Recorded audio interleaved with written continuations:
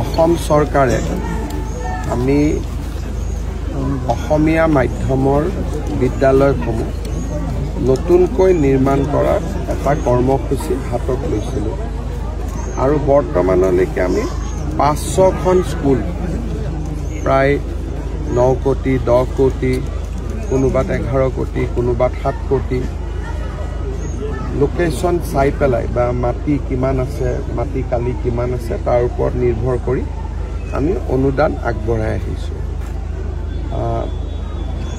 এই অঞ্চলত চাংচাৰীত দুখনকৈ স্কুল 500খন স্কুলৰ ভিতৰত চাংচাৰীত 2খন স্কুল আছে আৰু এই 2খন স্কুলৰ নিৰ্মাণ কাৰ্যও খুব দ্ৰুত গতিত আগবাঢ়িছে।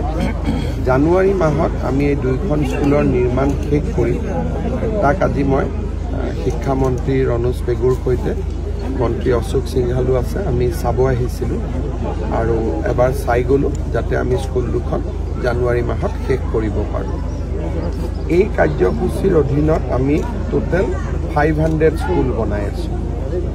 আপোনালোকে অনুমান কৰিব পাৰে যে 8 কোটি টকাকৈ যদি 500খন স্কুলত দিয়া হয় তাৰমানে এইটো 4,000 কোটি টকা আৰু ই অসমীয়া মাধ্যমৰ বিদ্যালয়সমূহত ইংৰাজী মাধ্যমৰ বা বিশেষকৈ সেণ্ট মেৰিজ ডন বস্কোৰ দৰে সমান ইনফ্ৰাষ্ট্ৰাকচাৰ দিবৰ বাবে গৈ আছে।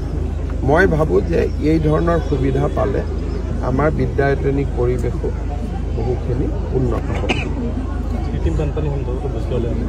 অলপ ৰাইজে কৈছে অলপ বানপানীৰ পৰিৱেশ হৈছে মই চাব দিছোঁ PWD। ভাল নহয়।